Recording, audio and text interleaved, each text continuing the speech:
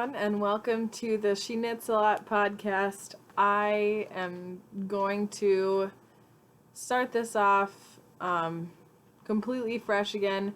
I was a part of the cast-off crew, but so many people have left that and not a lot is going on with that, so most people are kind of doing their own thing. So I am also going to try to just do my own thing at this point. I liked being in the cast-off crew. It was fun. There's just not, again, like I said, not a whole lot going on with it, so, which is fine. So I'm going to try this. We'll see how it goes. I am a 23-year-old first-year teacher from Minnesota, and I teach high school history and government and geography and world history. So I teach a lot of different courses, but I will mostly be talking about knitting and crochet, but it's pretty much unavoidable for me to not talk about school, at least to some degree, so just be prepared for that. That's going to be a part of this, because I can't really stop talking about school. I mean, I'm not going to talk about students, obviously, but just kind of what's going on with my life usually has to revolve around that. So, just how it is. I am married to someone who also works in the school district that I work in, which is kind of cool. He is the person that deals with all of the teachers that are technology inept or are having technical difficulties, and he goes into classrooms and fixes them and that sort of thing, which is great. Luckily, I usually don't need his help, although there's been one or two times that I've had to call him in to help because I couldn't figure out what was going on. I had a sub one day, and she did something. She just pressed something on my projector. It wasn't a big deal, but I just didn't know how to get it back. So sometimes I have issues too that he's had to fix. But anyway, so I guess I'll just kind of hop into what I'm talking about for the week. My videos will not be as long as some people's. I just don't want to hear that much of myself talking. I talk all day. Well, on a good day I don't talk all day, but sometimes you just got a lecture to get through. But anyway, so I have not made a ton of things, honestly, since Christmas time, because I had a bunch of custom orders, and I just felt super overwhelmed and terrible, and I was very unhappy, and I had deadlines, and I was stressed, and I don't like when knitting turns into that for me. It makes me feel unhappy, and I really have trouble knitting things that I don't want to make. I have a hard time physically making myself do it. So after Christmas time, Ian, my husband, just said, okay, you've got to stop doing these custom orders. Clearly they're not making you happy. You need to be done with them. And I finally said, you know what, you're right. I do. It's not making me happy. So a person who had been ordering from me for a year or two, I told them that I can't do this anymore. It's just so stressful for me for a number of reasons, because I like having an Etsy store. I think it's really fun to have an Etsy store, but I don't like having deadlines when I have a full-time job that isn't knitting, and especially something like teaching where it's kind of unpredictable what I'm going to have to do, and I put a lot of outside of school hours into what I'm doing. So it's all just kind of boiled down to I'm just going to make what I want, and I'm going to put it in my shop, and if people want to buy it, they can. And if they don't want to, they don't have to. But I refuse to take any more custom orders. It's just been too stressful, and I'm not going to do it anymore. So that's kind of a weight off of my shoulders. I feel a lot better after that. But anyway, so after the whole Christmas debacle of a bunch of things, I just haven't had much motivation to knit, honestly. I just haven't really wanted to. But I've recently kind of gotten the desire to knit again, so I've been making a few things to hopefully get some pictures of this weekend and get put up in my shop. But anyway, so the first is this really soft and thick baby hat. I didn't know the yarn was going to do this. It's kind of subtly striped, as you can see, but if you look at the skein, it does not look like it would do that. So this is an Isaac Mizrahi, I don't know how to say it exactly, Mizrahi yarn, and this is it's the brand, or the yarn kind is Central Park, but I don't really know if there's little fuzzies flying everywhere, sorry. I don't know if there's really a brand, or the color is Ramble, apparently. I also got it in this color. So I'll probably be making another one just like it in blue. For some reason, baby stuff just sells and it's fast, so I'm going to go with that. Oh, got on my nose, it's driving me crazy. This colorway is... sorry, I forgot where... Oh, yeah. Belvedere?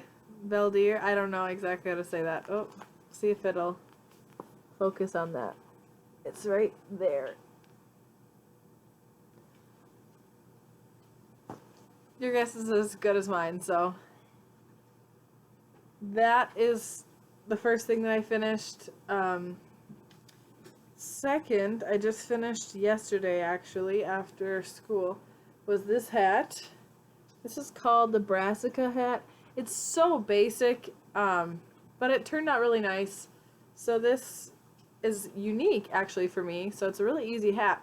But I did sew fleece lining into it for the first time.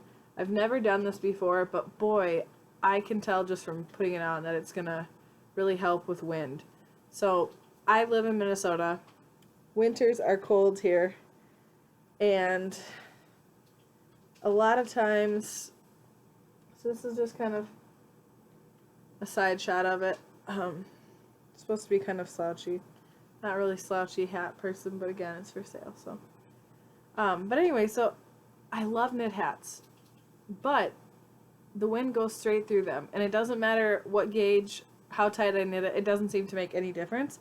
So I decided I'm gonna just experiment with putting this in, and I hand sewed it in. You cannot even tell that it is in there from the outside. You can't see the stitches at all, which is great, because I knit a hat once and decided to try to put it in lining, and I thought the best way to do that would be with my machine. Big mistake. It looked terrible. It was very awkward looking. This is the way to go. I will link the video below that I used when I was trying to figure out how to do this. It looks so much better than when I sewed it with my machine. It looked terrible. There were just very two clear lines around the whole piece. Tacky, bad, ugly. And then the final thing that I finished is this baby hat, which I think is so cute. I'm really pleased with that. I'll probably be making a few more of these in some different sizes. So I really like that. I like the flower detail and the button. Just made a really little leaf to go with it, but just an acrylic. So the yarn for the red hat, I don't know where it is, so I don't know where the ball band is, so I can't tell you, I apologize. The yarn that I use for this is a Big Twist yarn. It's this new brand that I've seen at Joann's. I think it's Joann's own brand, kind of like their equivalents of Michaels has, you know, some yarns that are kind of exclusive to Michaels. This is, I feel like, Joann's response to that. I like it. It's cheap, honestly. It feels like a newer Red Heart Super Saver. It's not super soft, but once I did soak it in conditioner water and then rinsed it out, it softened pretty decently. It's not, you know, it's nothing like this. It's not that soft, but definitely softer. So I don't know. I think this was supposed to be the 6-month size.